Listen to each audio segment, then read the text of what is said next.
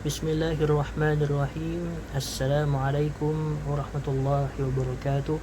Innal hamdalillah nahmaduhu wa nasta'inuhu wa nastaghfiruh wa na'udzu billahi min shururi anfusina wa min sayyiati a'malina.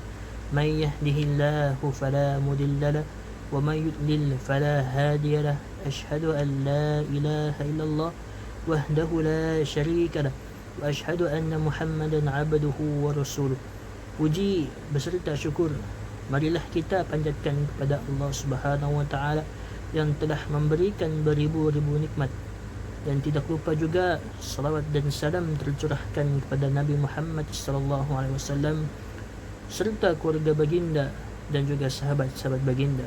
Semoga dengan ini kita semua mendapatkan syafaat dan mendapat petunjuk hingga hari kiamat nanti. Fa insyaallah taala. Amin ya rabbal alamin. InsyaAllah. Jadi pada hari ini saya akan mengongsikan tentang satu kuliah pendek yang bertemakan cinta Al-Quran, yang mana di dalam kuliah kali ini saya akan kongsi tentang apakah kelebihan dan juga keutamaan Al-Quran serta jaminan pemeliharaan Al-Quran. Sahabat-sahabat sekalian, sebelum kita terus menjauh, mari kita dekatkan, mari kita dapatkan. Perkenalkan, nama saya Luqman Zul Husni bin Abdul Hadi yang memegang nombor matriks BQ21110001, dan insyaAllah saya akan kongsi tentang apa di antara kelebihan Al-Quran. Jadi umumnya mengetahui Al-Quran ini adalah bahan bacaan sepanjang zaman bagi umat Islam. Kemukjizatan Al-Quran itu tidak dapat kita sangkalkan lagi. Jadi walaupun bagaimanapun, mungkin kita semua tidak tahu apa di antara 10 kelebihan membaca Al-Quran yang direkodkan di dalam hadis. Okey. Jadi Al-Quran itu petunjuk dan cahaya kepada manusia untuk kita kembali kepada jalan kebenaran. Allah Subhanahu wa taala telah berfirman di dalam Al-Quran di dalam surah Al-Maidah, yang bermaksud dengan Al-Quran itu Allah menunjukkan jalan-jalan keselamatan serta kesejahteraan kepada sesiapa yang mengikut keredaannya, dan dengannya Tuhan keluarkan mereka dari gelap gelita, yakni kufur, kepada cahaya, yakni iman yang terang benderang, dan dengan izinnya dan dengannya juga Tuhan menunjukkan mereka ke jalan yang lurus. Surah Al-Maidah ayat 16. Jadi kelebihan Al-Quran ini yang paling besar untuk sekalian makhluk, ia tidak akan hilang dan berubah sehingga hari kiamat ataupun sehingga akhir zaman. Dia tidak sama seperti kitab-kitab yang telah diubah oleh tangan-tangan yang tidak bertanggungjawab, seperti kitab Zabur, kitab Taurat dan Injil yang diturunkan kepada nabi-nabi yang sebelumnya. Allah Subhanahu wa taala berfirman di dalam Al-Quran yang bermaksud, sesungguhnya kamilah yang menurunkan Al-Quran dan kamilah yang memelihara dan menjaganya. Surah Al-Hijr ayat 9. Jadi sebelum kita mengetahui apa kelebihan Al-Quran, maka lebih baik kita kenal dahulu apa itu sebenarnya Al-Quran. Al-Quran ini adalah satu mukjizat yang paling agung, sehingga ada satu riwayat menceritakan tentang hebatnya Al-Quran ini. Jika ia diturunkan kepada sebuah gunung yang sangat besar, maka gunung itu akan runtuh dan berkecai kerana takut kepada Allah Subhanahu wa taala. Begitu mulia dan agungnya Al-Quran ini sehinggakan gunung sebesar itu pun tidak mampu memikulnya. Jadi umumnya mengetahui Al-Quran ini diturunkan kepada Nabi Muhammad SAW. Ia diturunkan mengikut turutan daripada Lauh Mahfuz kepada Baitul Izzah, kemudian kepada malaikat Jibril, lalu terus kepada Nabi Muhammad SAW.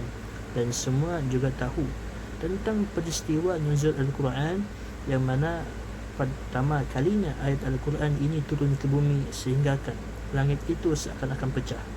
Dan ayat pertama ataupun wahyu pertama itulah ayat daripada surah Al-Alaq. Al-Quran ini sebagai syafaat di akhirat kelak. Jika kita membaca Al-Quran ataupun kita menjaga Al-Quran, maka ia akan menjadi syafaat ataupun pertolongan kita di akhirat nanti.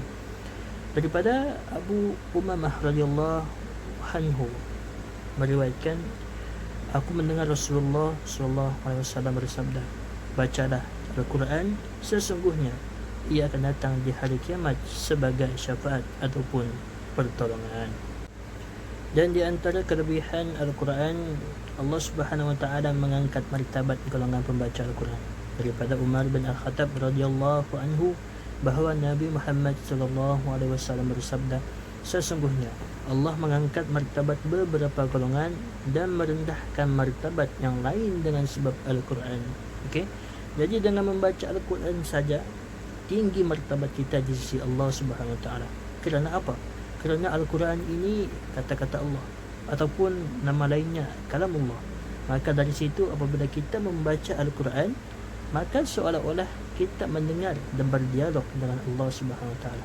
Tambahan lagi, orang yang belajar Al-Quran dan mengajar Al-Quran itu adalah sebaik-baik amalan, dan ia juga merupakan di antara salah satu kelebihan Al-Quran, yang mana daripada hadis yang diriwayatkan oleh Utsman bin Affan radhiyallahu anhu telah berkata, Rasulullah sallallahu alaihi wasallam bersabda, sebaik-baik manusia di antara kamu ialah orang yang mempelajari Al-Quran dan mengajarnya kepada orang lain.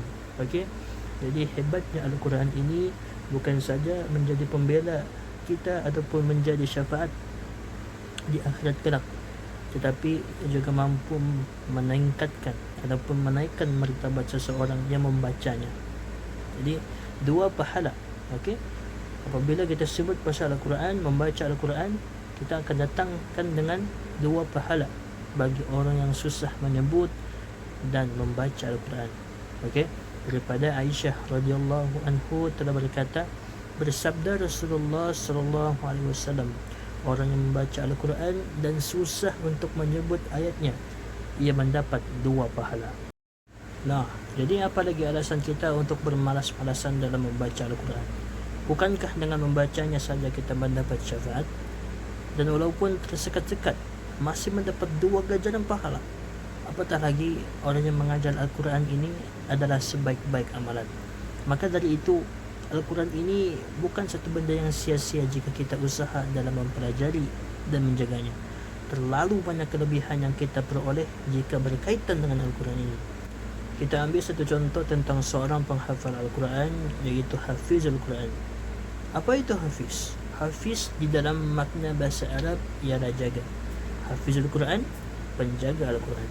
Jadi umumnya mengetahui di Malaysia ini begitu banyak pengajian seperti pondok-pondok tahfiz swasta maupun kerajaan.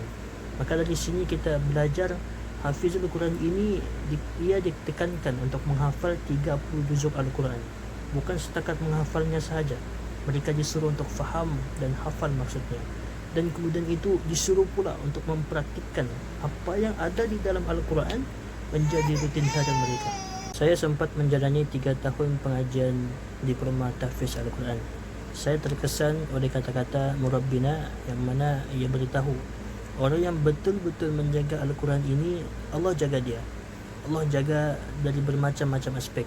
Mungkin mendapat rezeki pekerjaan yang baik, mungkin mendapat rezeki itu ataupun rezeki ini, sehingga kan di padang mahsyar nanti orang yang menghafal Al-Quran ini ia akan ditempatkan di satu golongan yang khas.